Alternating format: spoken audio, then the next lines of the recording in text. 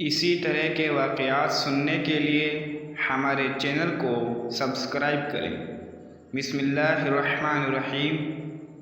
حضرت عمر رضی اللہ عنہ کا قصہ۔ حضرت عمر رضی اللہ عنہ جن کے پاک نام پر آج مسلمانوں کو فخر ہے اور جن کے دوش ایمانی سے آج 1400 برس بعد تک کافروں کے دل میں خوف ہے، اسلام لانے سے قبل مسلمانوں کے مقابلے اور تکلیف پہنچانے میں ممتاز تھے۔ نبی کریم صلی اللہ علیہ وسلم کے قتل کے در پہ رہتے تھے۔ ایک روز کفار نے مشورہ کیا، کمیٹی قائم کی کہ کوئی ہے جو محمد صلی اللہ علیہ وسلم کو قتل کر دے۔ عمر نے کہا کہ میں کروں گا۔ لوگوں نے کہا کہ بے شک تم ہی کر سکتے ہو۔ عمر رضی اللہ عنہ تلوار لٹکائے ہوئے اٹھے اور چل دیے۔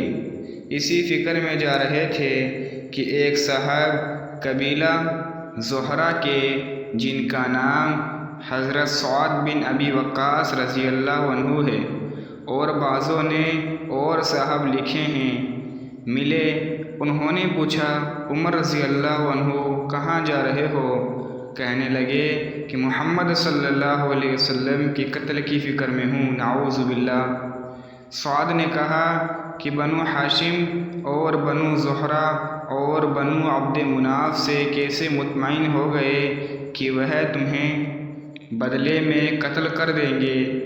اس جواب پر بگڑ گئے اور کہنے لگے کہ معلوم ہوتا ہے کہ تو بھی بے دین یعنی مسلمان ہو گیا ہے، لا پہلے تجھی کو نمٹا دوں۔ یہ کہہ کر تلوار سونت لی اور حضرت سعد رضی اللہ عنہ نے بھی یہ کہہ کر ہاں میں مسلمان ہو گیا ہوں، تلوار سنبھال لی۔ دونوں طرف سے تلوار چلنے کو تھی کہ سعد رضی اللہ عنہ نے کہا کہ پہلے اپنے گھر کی تو خبر لے، تیرے بہن اور بہنوئی دونوں مسلمان ہو چکے ہیں۔ یہ سننا تھا کہ غصے سے بھر گئے اور سیدھے بہن کے گھر گئے۔ وہاں حضرت خباب رضی اللہ عنہ کواڑ بند کیے ہوئے دونوں میاں بیوی کو قرآن شریف پڑھا رہے تھے۔ حضرت عمر رضی اللہ عنہ نے کواڑ کھلوائے۔ ان کی آواز سے حضرت خباب رضی اللہ عنہ تو جلدی سے اندر چھپ گئے اور وہ صحیفہ بھی جلدی میں باہر ہی رہ گیا جس پر آیت قرآنی لکھی ہوئی تھی۔ ہمشیرہ نے کواڑ کھولے۔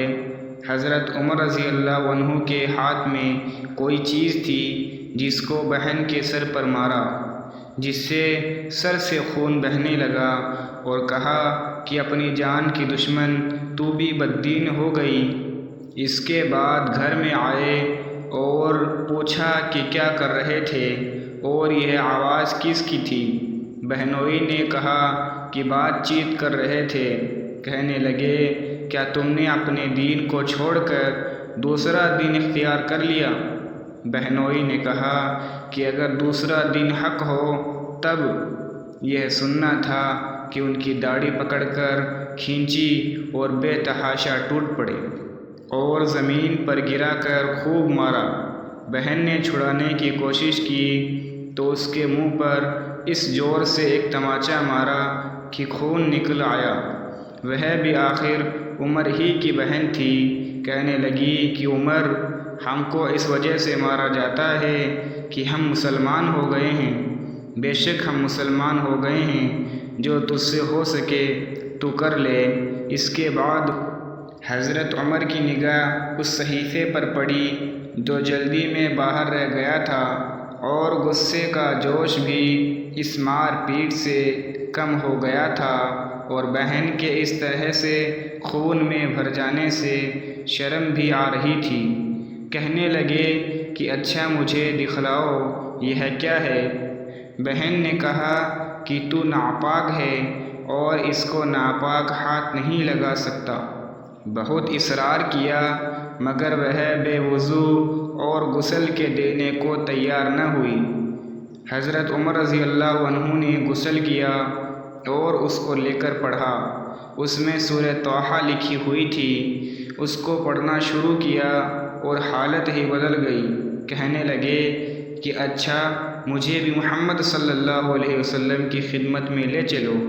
یہ الفاظ سن کر حضرت خباب رضی اللہ عنہ اندر سے نکلے اور کہا کہ اے عمر، تمہیں خوشخبری دیتا ہوں کہ کل شب پنچ شنبہ میں حضور صلی اللہ علیہ وسلم نے دعا مانگی تھی، یا اللہ، عمر اور ابو جہل میں جو تجھے زیادہ پسند ہو اس سے اسلام کو قوت عطا فرما۔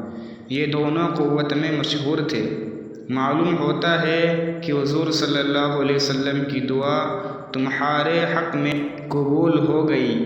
اس کے بعد حضور صلی اللہ علیہ وسلم کی خدمت میں حاضر ہوئے اور جمعہ کی صبح کو مسلمان ہوئے۔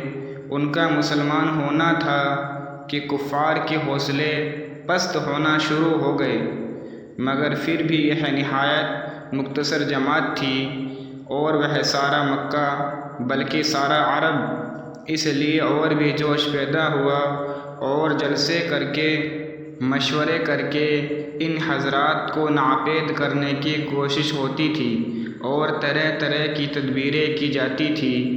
تو ہم اتنا ضرور ہوا کہ مسلمان مکہ کی مسجد میں نماز پڑھنے لگے۔ حضرت عبداللہ بن مسعود رضی اللہ عنہ فرماتے ہیں کہ عمر کا اسلام لانا مسلمان کی فتح تھی اور ان کی ہجرت مسلمانوں کی مدد تھی اور ان کی خلافت رحمت تھی۔ ناظرین اکرام، اللہ ہم سب کو قرآن پاک پڑھنے اور اس پر عمل کرنے کی توفیق عطا فرمائے۔ آمین ثم آمین۔ ایک مرتبہ کمنٹ باکس میں آمین ضرور لکھتے ہوئے جائیں۔